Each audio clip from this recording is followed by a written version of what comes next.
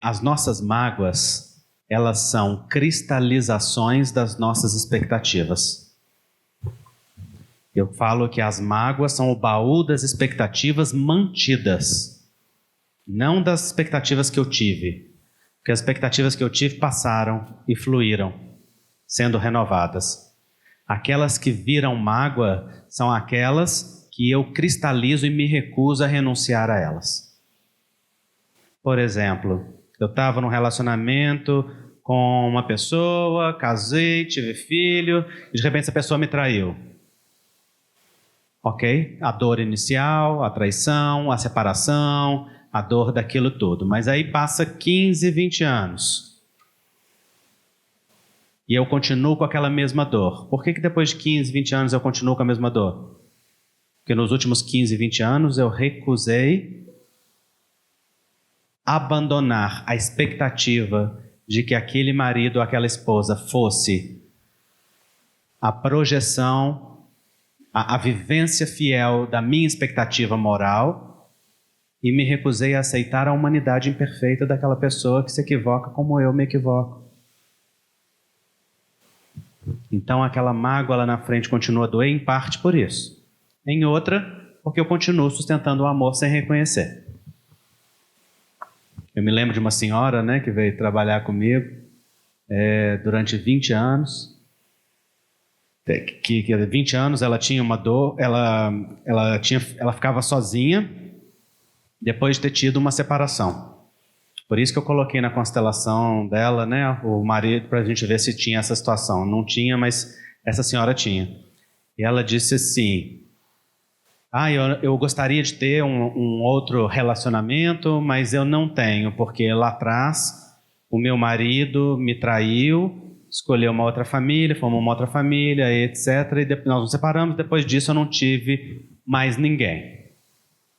Aí eu disse para ela: bom, eu entendi o que te machucou, eu entendi o que te feriu, entendi por que você sentiu-se magoada, só não entendi ainda por que é que nesse caso foi uma intervenção numa consulta de homeopatia, tá, gente? Não foi uma constelação. Então eu falei, só não entendi ainda por que 20 anos depois você continua sozinha. Eu só imagino que isso seja possível porque o seu amor ficou fixado lá atrás e você se recusa a deixar que ele siga no seu coração.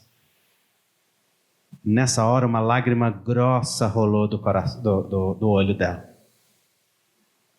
E ela disse: sim, ele foi um amor muito importante para mim. E eu disse: não foi não. Ele é. Não existe primeiro amor, segundo amor. Quer dizer, não existe ex-amor. Existe o primeiro amor, segundo amor, terceiro amor. E esse amor que você tem lá nunca vai deixar de ser importante, ainda mais com o filho que vocês têm. O coração não é uma tela que a gente pinta, depois apaga e pinta outra por cima. O coração é um mosaico. Ele é feito de muitos fragmentos imperfeitos de amor.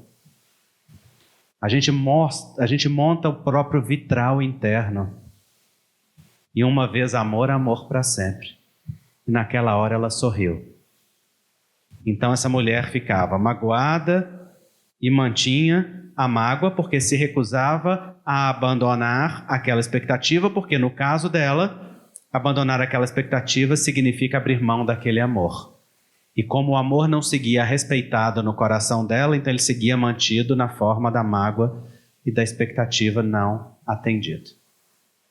E junto disso, o fluxo da vida estagnado, porque afinal de contas, ela continuava casada com ele.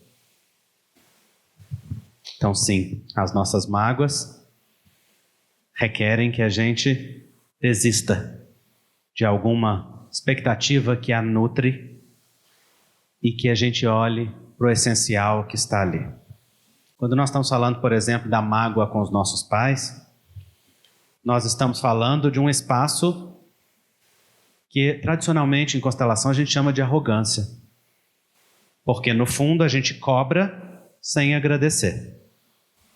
A gente cobra o que não teve sem agradecer o que foi dado. Como é que chama isso? Cobra o que não teve sem agradecer o que foi dado. Como é que chama isso? Ingratidão. Então, no fundo, a postura de mágoa da criança interior é um gesto de arrogância, de ingratidão.